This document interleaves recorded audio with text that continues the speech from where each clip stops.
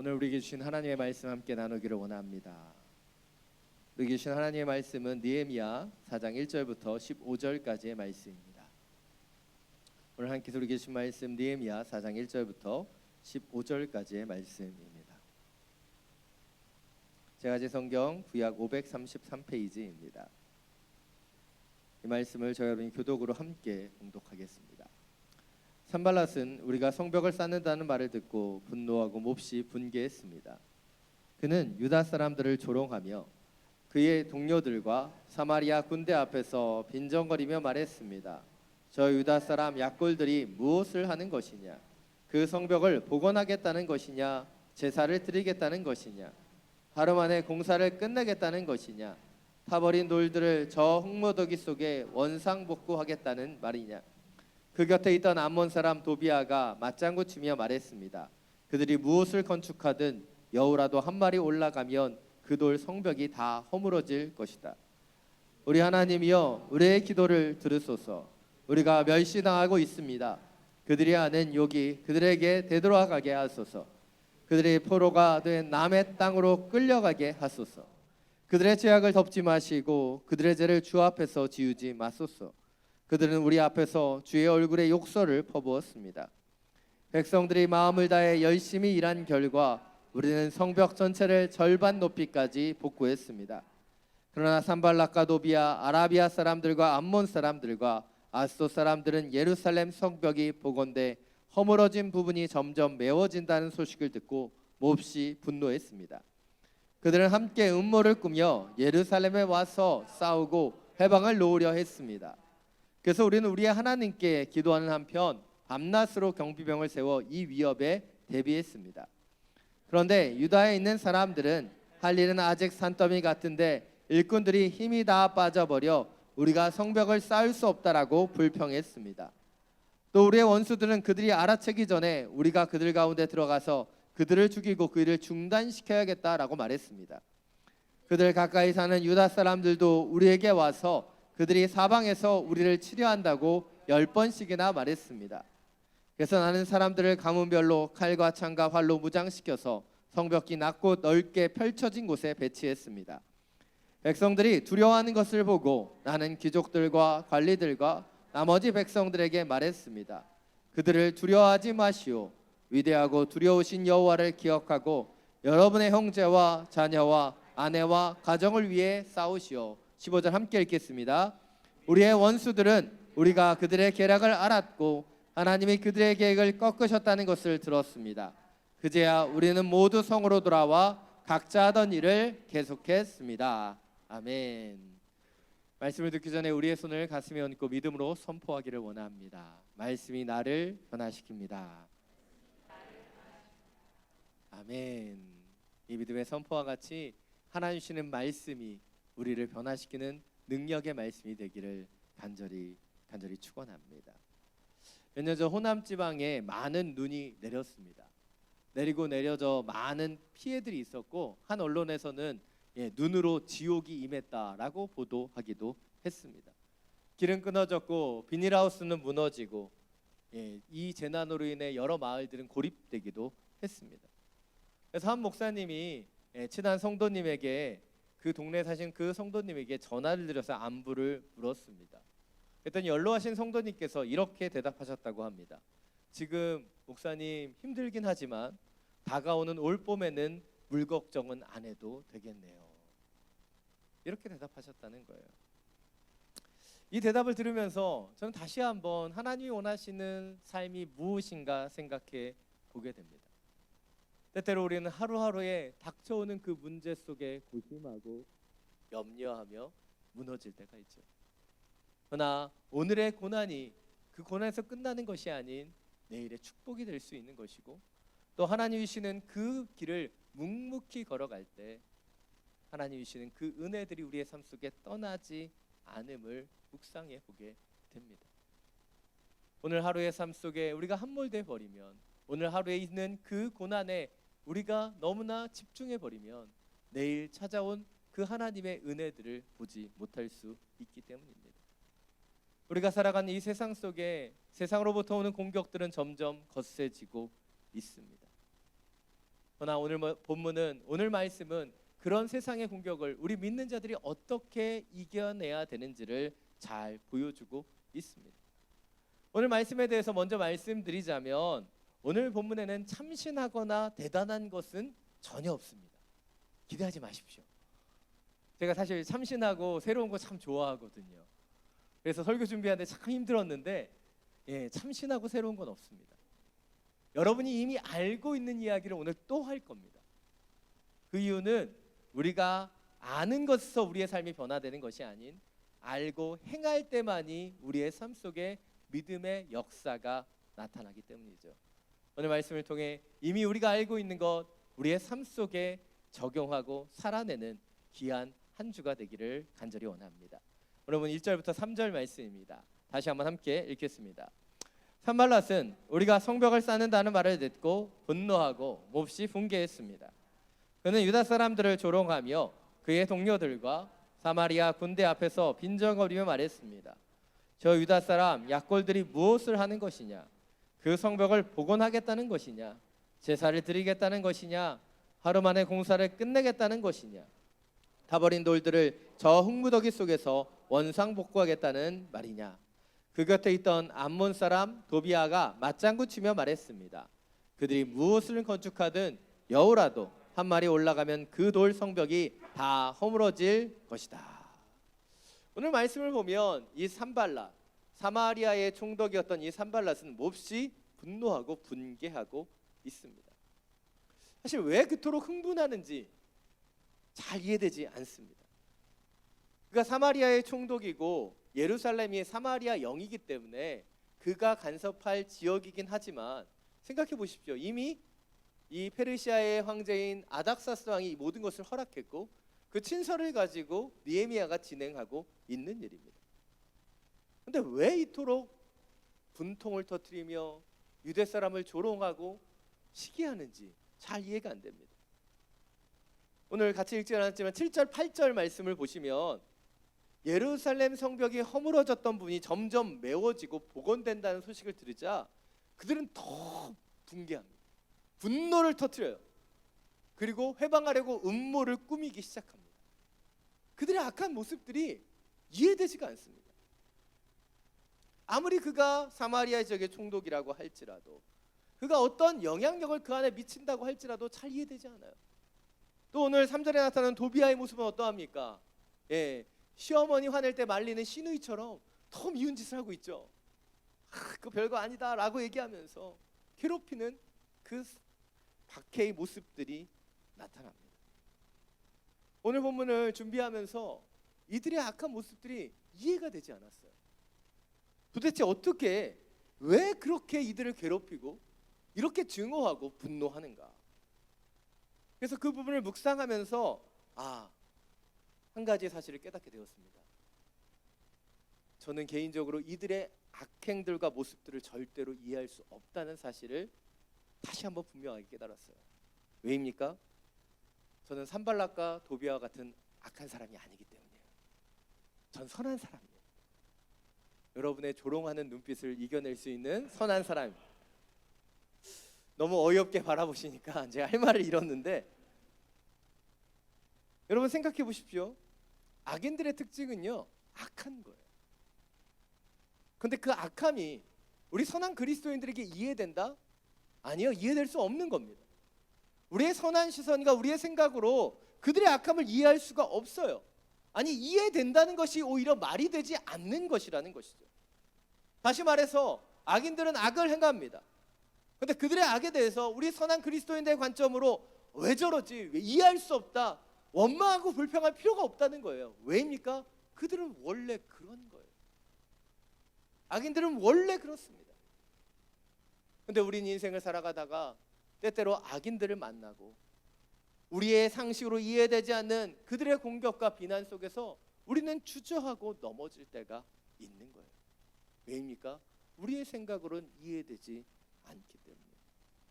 그런데 여러분, 악인들의 모습은요, 우리가 이해할 수 없습니다. 이해하려고 하지 마세요. 주님께서 우리에게 원하시는 것은 악인을 이해하는 것이 아닌 악인을 품는 것입니다. 더 나아가서 악인들이 여러분을 공격한다면 여러분 그 공격을 기뻐하시기를 원합니다. 제가 왜 이렇게 말씀드리는 걸까요? 그것은 여러분이 믿음 안에서 선하게 살고 있기 때문에 그런 악한 공격이 찾아오는 것이기 때문에. 우리 가운데 왜 악한 사람이 공격해 오는가? 왜 이런 고난이 오는가? 여러분 그것에 대해서 원망하지 마십시오. 고난이 찾아온다는 것은 여러분의 믿음의 선한 싸움을 싸우고 있다는 것을 의미하는 거예요. 반대로 여러분이 악한 사람의 공격을 받지 않는다면 그것이 더 큰 문제일 수 있습니다. 왜입니까? 우리가 믿음의 싸움으로 선하게 살고 있지 못하기 때문이죠. 그리고 저는 여기서 한 발자국 더 나아가 여러분이 그들의 악함을 주님이 주시는 선으로 덮어갈 수 있게 되기를 간절히 원합니다. 로마서 12장 21절은 말하지요. 악에게 지지 말고 선으로 악을 이기라. 선으로 악을 이기라. 너무나 중요한 말씀입니다. 근데 우리는 어떠합니까? 악한 사람들이 공격해오면 분노하고 불평하고 이해하는 데 시간을 빼앗겨 버려요. 그러나 주님 우리에게 원하시는 것은 무엇이에요? 그들의 악함을 인정하는 겁니다. 그리고 주님의 그 뜻대로 주님이 주신 그 선함으로 그들을 덮어가고 그들의 악을 이겨가는 것을 우리에게 원하시는 것이에요. 이것이 오늘 첫 번째 포인트입니다. 우리는 우리에게 닥쳐오는 악한 자들의 공격에 대해 불평하지 않고 선으로 악을 이겨 싸워 나아가야 한다는 것입니다. 때때로 저는 믿는 사람들 가운데 이 악한 자들의 공격을 받을 때 같이 약해지는 것을 보게 될 때가 있습니다. 어떤 경우죠? 그들의 악함이 너무 지독한 거죠.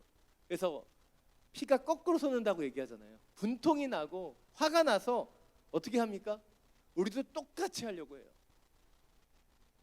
우리도 이에는 이 눈에는 눈처럼 그들의 악함에 대해서 똑같이 악함으로 갚아주고 싶은 마음들이 올라올 때가 있다는 것이죠. 요즘 한국교회에 대한 공격을 보면 그런 마음들이 막 올라옵니다. 얼마나 많이 공격이 있어요. 코로나 확산의 주범으로 교회를 지정하고 언론과 정치적인 공격을 받을 때를 보면 너무 가슴이 아파요. 그러나 그렇다고 해서 우리가 똑같은 방법으로 그 사회를 비난하고 질책하고 싸워야 할까요? 아닙니다. 우린 그 비난을 받아들이고 주님이 우리에게 원하시는 선한 싸움을 싸워가야 하는 것입니다. 여러분, 악인들은 악을 행한다고 말씀드렸죠. 그럼 악인들의 전공은 뭘까요? 메이저. 악한 일이에요. 그런데 여러분, 선한 그리스도인들의 전공은 뭘까요? 악한 건 아니겠죠.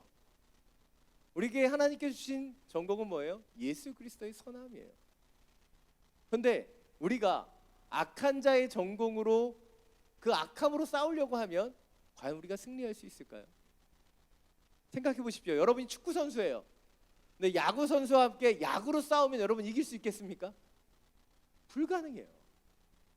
근데 우리의 악함이 올라올 때가 있어요. 분통이 터질 때가 있습니다. 그래서 우리가 악함으로 싸우려고 하면 과연 이길 수 있을까요? 아니요. 절대로 이길 수 없습니다. 주님이 우리에게 가르쳐 주신 방법은 무엇이에요? 선으로 악을 싸워 이기는 것이기 때문이에요. 근데 우리는 이 세상의 악을 너무나 두려워하고 불안해합니다. 아까 싸우려고 하지 않죠. 시험을 이기려고 하지 않고 시험을 피하는 데 급급할 때가 너무나 많이 있습니다. 그래서 최근 한국교회에 대두되고 있는 하나의 경향이 있습니다. 바로 악한 세상 속으로 나아가려고 하지 않는 태도예요.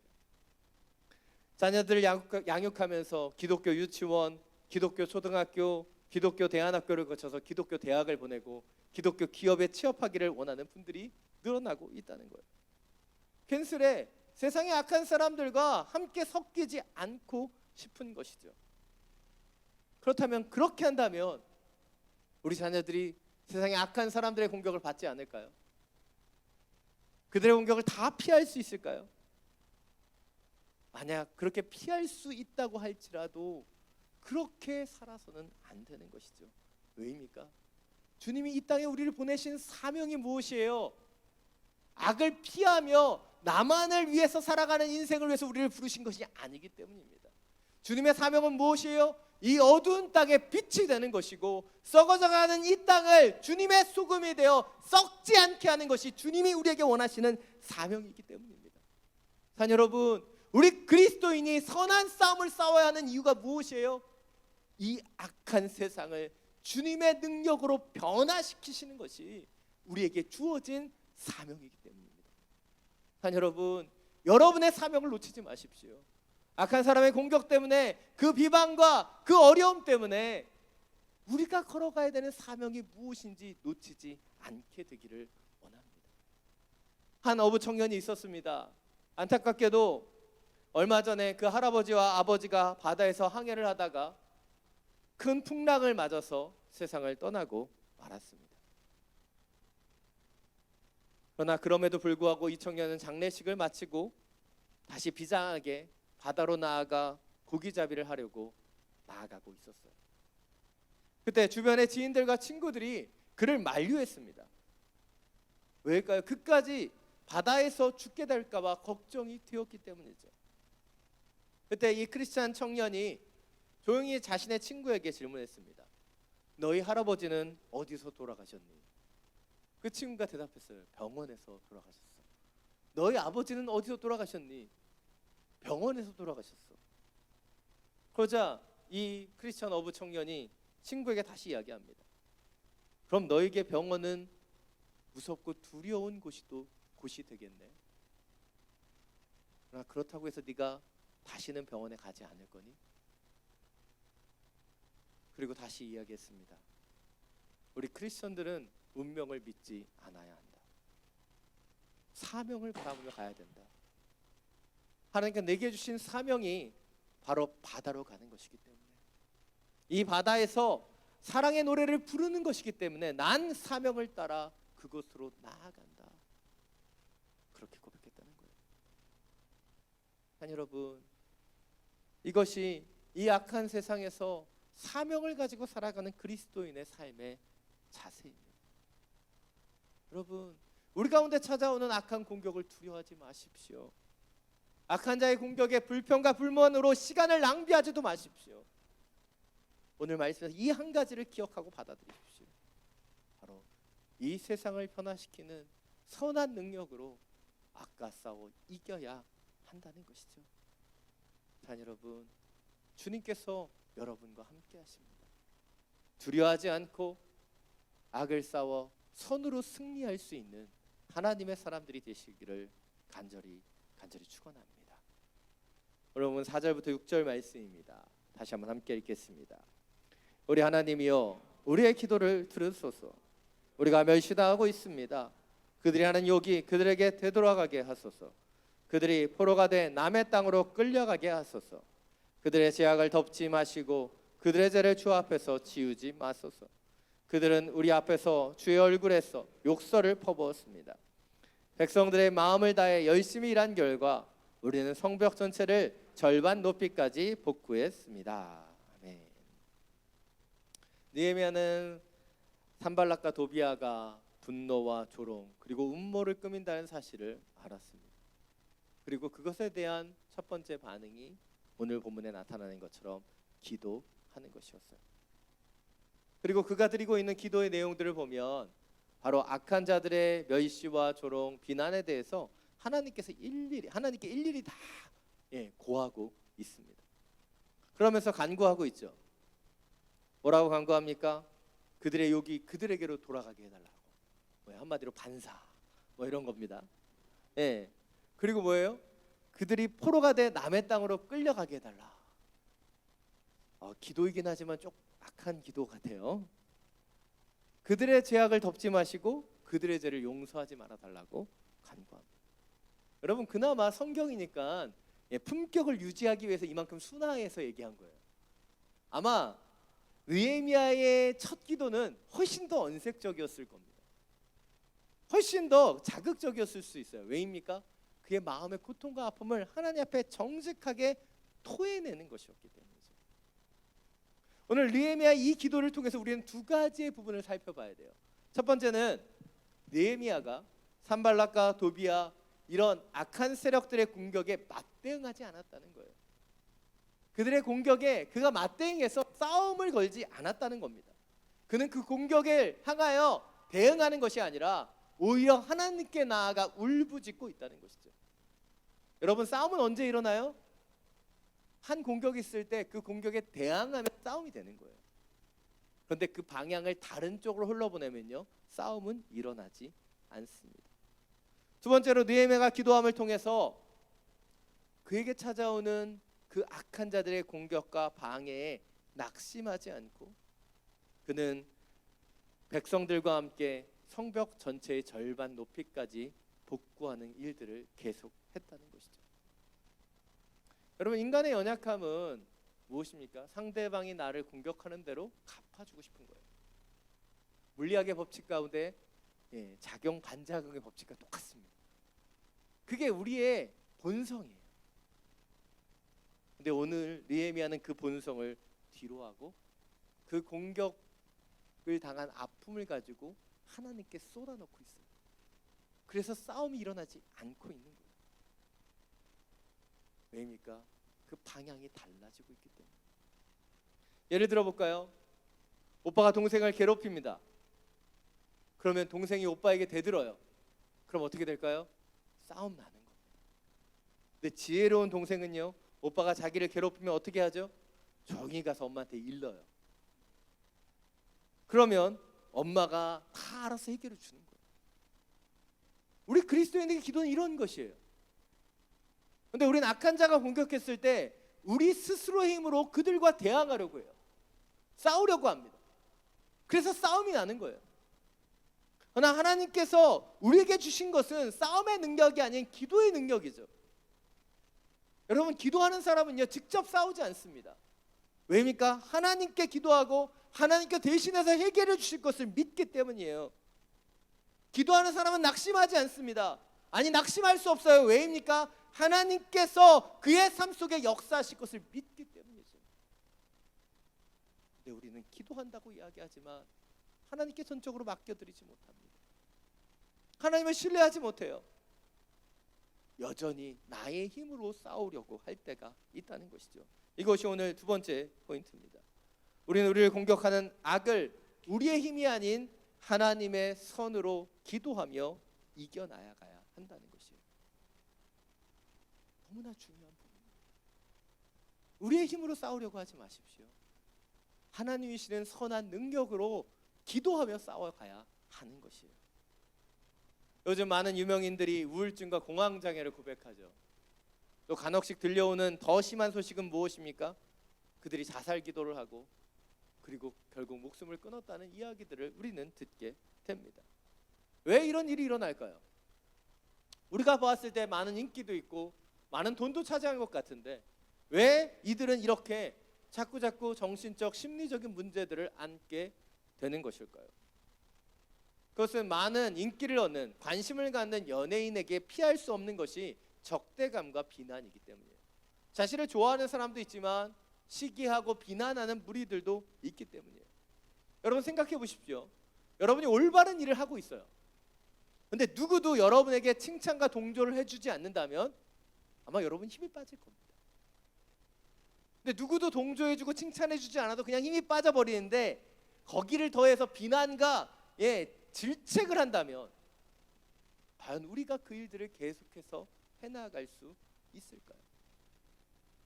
오늘 느헤미야에게 있어서 가장 힘들었던 것은 바로 심리적인 부분은 아니었을까 묵상해 보게 됩니다. 열심히 하나님의 일을 감당하고 있고 유다의 백성들을 하나로 모아 성벽을 재건하고 있는데 외부로부터의 공격이 계속해서 들어오고 또 오늘 보면 10절에 나타나는 것처럼 그들의 공격 때문에 그 유다 사람들 안에서도 불평이 일어나고 있는 거예요. 그런 연약함 속에서 느헤미야는 기도합니다. 그리고 그 기도를 통해 하나님께 그 아픔을 모두 토해내고 하나님이 주시는 새 힘을 얻는 것을 보게 된다는 것이죠.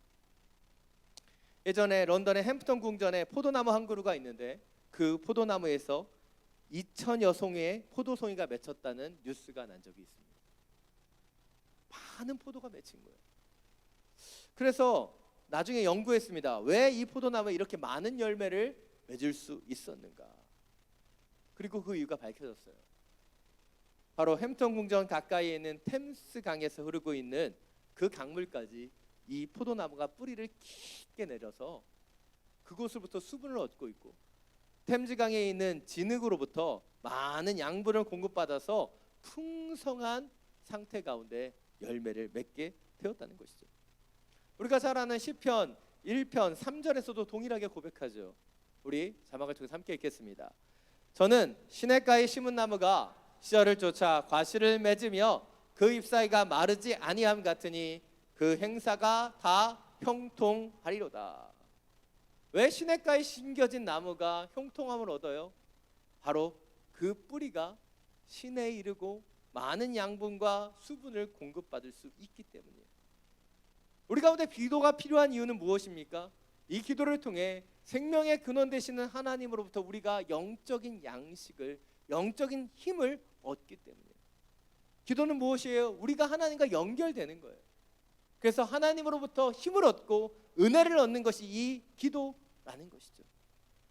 이번 주 큐티 본문이었던 예레미야 33장 3절은 이렇게 말합니다. 너는 내게 부르짖으라. 내가 내게 응답하겠고 내가 알지 못하는 크고 은밀한 일을 내게 보이리라. 주님 우리에게 부르짖으라고 얘기하셨어요. 기도하라고 말씀하셨습니다. 왜입니까? 기도할 때만 이 어려움과 이 난간을 이겨낼 수 있는 크고 비밀한 힘과 능력이 우리 가운데 임하게 되기 때문이에요. 여러분, 우리의 힘으로 싸우려고 하지 마십시오. 기도하며 하나님 주시는 선한 능력으로 시냇가에 심겨진 나무와 같이 주님이 주시는 은혜와 힘으로 싸워 나아갈 수 있는 하나님의 사람들이 되시기를 간절히 축원합니다.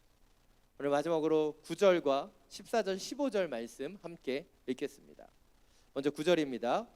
그래서 우리는 우리의 하나님께 기도하는 한편 밤낮으로 경병을 세워 이 위협에 대비했습니다. 14절 15절입니다. 백성들이 두려워하는 것을 보고 나는 귀족들과 관리들과 나머지 백성들에게 말했습니다.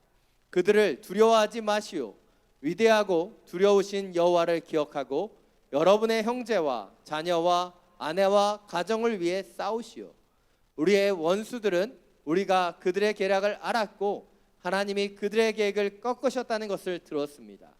그제야 우리는 모두 성으로 돌아와 각자 하던 일을 계속했습니다. 아멘. 오늘 본문을 보면 느헤미야가 기도만 했을 뿐만 아니라 또 한편으로는 밤낮으로 경비병을 세우고 위협에 대비하고 있습니다.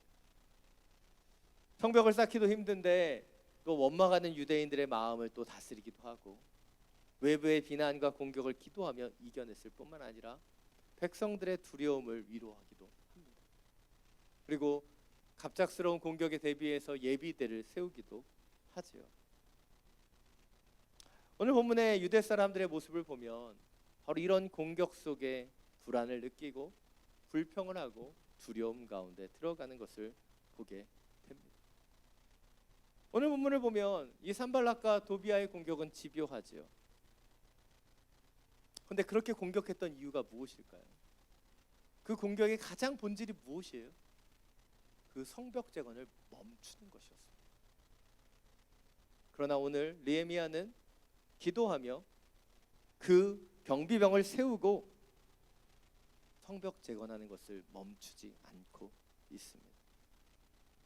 가문의 사람들을 창과 칼과 활로 무장해 성벽 뒤에 세우고 모든 백성들을 위로하고 대적들을 두려워하지 말라 권면하고 하나님을 기억하며 싸우라고 이야기하죠.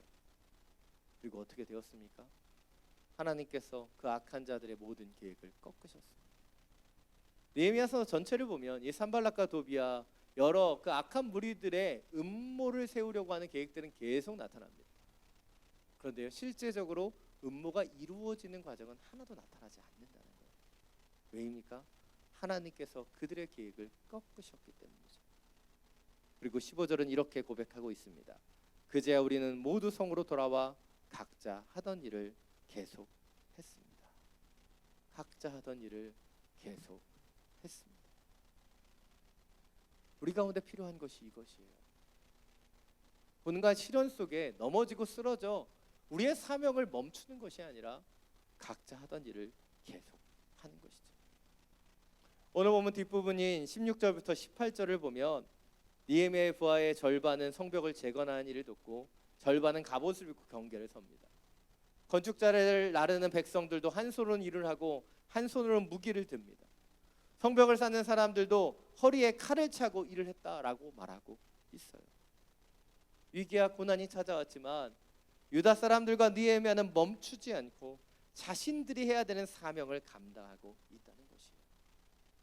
갈라디아서 6장 9절은 말합니다. 우리가 선을 행하되 낙심하지 말지니 포기하지 아니하면 때가 이름에 거두리라. 선을 행하되 낙심하지 말지니 포기하지 아니하면 때가 이름에 거두리라. 이것이 오늘 마지막 세 번째 포인트입니다. 우리는 우리에게 닥쳐오는 비난과 공격을 이겨내기 위해 기도하면서 우리에게 맡겨진 그 일들을 계속해 나아가야 한다는 거예요. Keep going. 계속해서 그 사명을 감당해야 되는 거예요. 예전에 한 성도님이 억울한 일을 당해서 소송을 진행했습니다. 근데 그 소송이 너무나 힘들고 어려워서 그리고 너무나 그 에너지를 많이 뺏겨서 5년 동안 그 소송만 하셨어요. 그래도 감사하게 소송은 이겼습니다. 소송이 끝이 났어요. 근데 소송을 이기면 뭐합니까? 5년 동안 모든 일상이 다 무너져 버립니다. 산 여러분, 제가 여러분에게 이렇게 말씀드리는 것은 어려운 일 가운데 소송하지 말라, 재판하지 말라, 불평과 불만을 토로하지 말라는 이야기 아닙니다. 그것에 시간을 빼앗겨서 우리가 감당해야 되고 우리가 해야 되는 그 사명을 놓치지 말라는 것이에요. 오늘 느헤미야 유다의 백성들 시련과 고난이 있었지만 성벽 재건을 멈추지 않고 있어요. 그것이 그들에게 주어진 사명이기 때문이죠. 토마스 풀러 선교사님은 이렇게 말했습니다. 항상 동트기 전에 동트기 직전이 가장 어둡습니다. 동트기 직전이 가장 어둡다는 거예요. 기도 응답이 없는 것 같고 노력하는데 결과가 보여지지 않는 때, 그때가 바로 동트기 직전인 거죠. 근데 그 어두움만 거치고 나면 우리는 동이 터오르는 태양을 보게 되는 것입니다. 아브라함은 100세 때 그 동트기 직전을 경험했죠. 오랫동안 기다렸지만 하나님께서 자녀를 주시지 않았죠. 아브라함도 사라도 자녀를 가질 수 없는 몸이었습니다. 그러나 그 동트기 직전을 건너갔을 때 하나님께서 이삭을 그에게 선물로 주셨어요. 요셉은 바로의 꿈을 해석하기 직전이 바로 동트기 전이었어요. 그는 20세의 청년이었지만 누명을 쓰고 캄캄한 감옥에 갇혀 있었습니다. 억울한 누명으로 그 악한 사람의 공격을 당해서 그 감옥에 갇혀 있는 그 시련은 동트기 직전이었습니다. 그는 애굽의 총리가 되었고 하나님이 세우신 하나님의 사람으로 그 빛과 소금의 역할을 감당하죠. 단 여러분, 우리의 인생 가운데도 동트기 직전이 있을 수 있습니다.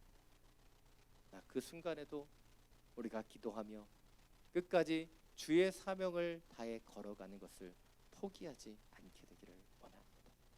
주님께서 우리와 함께 하시기에 그 힘으로 다시 한번 이 모든 악한 공격을 이겨내고 기도하며 끝까지 사명을 감당하는 우리 모두가 되기를 간절히 축원합니다. 이 시간 예수를 함께 하시네 이 찬양 부르고 우리 주님 앞에 기도하며 나아가기를 원합니다. 이 찬양을 부를 때 고백과 같이 고단하고 힘겨운 인생길 가운데 함께 하시는 주님을 바라보며 함께 찬양하기를 원합니다. 고단한 인생길 힘겨운 오늘도 예수 내 마음 아시네. 지나간 아픔도 마주할 세상도 예수 내 마음 아시네. 하루를 살아도 하루를 살아도 기쁨으로 가리 예수 함께 하시네. 후회도 염려도 온전히 맡기리 예수 함께 하시니. 믿음의 눈 들어 주를 보리. 이 또한 지나가리라. 주어진 내 삶의 시간 속에 주의 뜻 알게 하소서. 우리 처음부터 다시 고백합니다. 고단한 인생길 힘겨운 오늘도 예수 내 마음 아시네. 지나간 아픔도 마주할 세상도 예수 내 마음 아시네. 하루를 살아도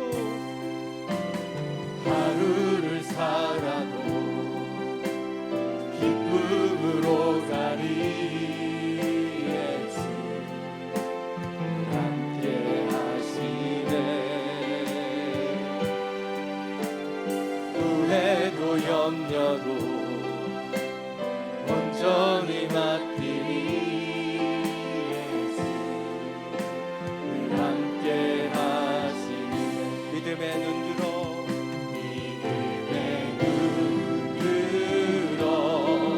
주를 보리. 이 또한 지나가리라. 주어진 내 삶의 시간 속에 주의 뜻 알게 하소서. 믿음의 눈 들어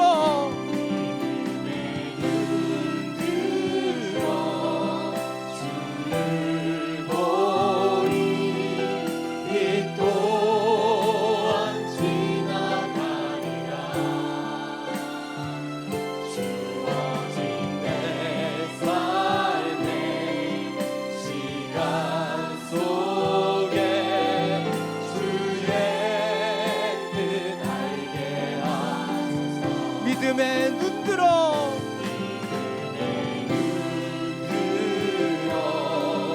주를 보리.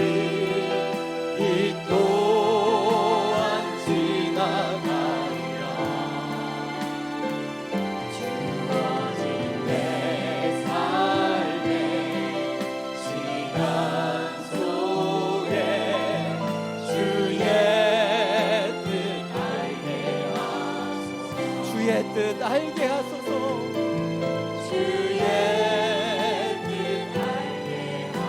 주의 뜻 알게 하소서. 주의 뜻 알게 하소서. 이 시간 함께 기도하며 나아가기를 원합니다. 지금 우리는 세상의 공격과 비난 가운데 서 있는지도 모릅니다. 날마다 찾아오는 연약함도 코로나19로 찾아오는 그 고통과 두려움도 우리 가운데 있습니다. 그러나 오늘 주신 말씀과 같이, 오늘 느헤미야와 유다의 백성들과 같이 우리 기도하며 이겨내기를 원합니다. 그 악함이 우리 가운데 찾아옴을 불평하고 불만하는 인생이 아니라 그 악을 손으로 이기는 하나님의 사람이 되기 위하여 기도하며 간구하며 성령의 세임이 우리 가운데 임하기를 기도하기를 원합니다. 주님, 끝까지 하나님의 사명을 감당하는 하나님의 자녀들이 되게 하여 주옵소서. 우리를 부르신 뜻대로 이 땅을 빛과 소금으로 빛내는 하나님의 자녀 되게 하여 주옵소서. 주님의 이름을 한번 부르고 함께 기도하며 나아갑니다. 주여, 주님, 주님 가운데 찾아오는 수많은 고통과 환난과 비난과 연약함들이 있습니다. 힘겨운 그 고통도 연약함도 아시지요. 그렇게 당신 앞에 기도하며 간구합니다. 우리의 영혼을 새롭게 주옵소서. 성령님 우리의 마음을 주장하여 주시사 이 세상이 줄 수 없는 평강으로 임하여 주시고 이 세상의 운동 가운데 요동하는 인생이 아닌 반석과 같이 견고하게 우리를 세우고 악한 자들의 공격, 그들의 그 공격으로 인해 주어지는 환난과 연약함들을 주여 불평과 만으로 온통 세우라고 지나가지 않게 믿음의 눈으로 이 모든 것을 주 앞에 맡겨드리며 기도하며 감당하며 인내하여 가기를 원합니다. 우리에게 주신 그리스도의 선한 능력으로 일어나길 원합니다. 성령님 우리의 마음을 주장하여 주셔서 모든 불안과 두려움이 도말되게 하여 주시고 성령이 이끄시는 그 견인의 힘으로 이 땅을 쏟아내게 하여 주옵소서. 성령님 우리를 이끌어 주옵소서. 우리 가운데 찾아오는 이 고난을 이겨낼 수 있는 새 힘을 새 능력을 공급하여 주옵소서. 우리에게 주신 그 사명을 감당하기를 원합니다. 하나님의 사람으로 우리를 부르셨습니다. 우리에게 주신 그 사명, 우리에게 주신 그 역할들, 우리에게 부으신 이 땅을 주여 주님의 뜻대로 변화시키는 하나님의 사람들이 되게 하여 주옵소서. 주님 언덕 위에 있는 그 마을이 숨겨지지 않는 것처럼 하나님의 뜻대로 살아가는 하나님의 사람들을 숨기지 못하실 것을 믿습니다. 믿음으로 드러내며 믿음으로 살아가며 주님을 바라보며 이 모든 것을 이겨내며 승리하는 당신의 자녀들이 되게 하여 주옵소서. 주님 임재하여 주옵소서. 주님 우리의 약함을 구합니다. 강한 당신의 능력으로 더 지켜 주옵소서. 성령님 우리를 주장하여 주시사 강하고 담대하게 주님 말에 바라보며 주님이 우리에게 주신 그 사명의 길을 믿음으로 오직 믿음으로 걸어가게 하여 주옵소서.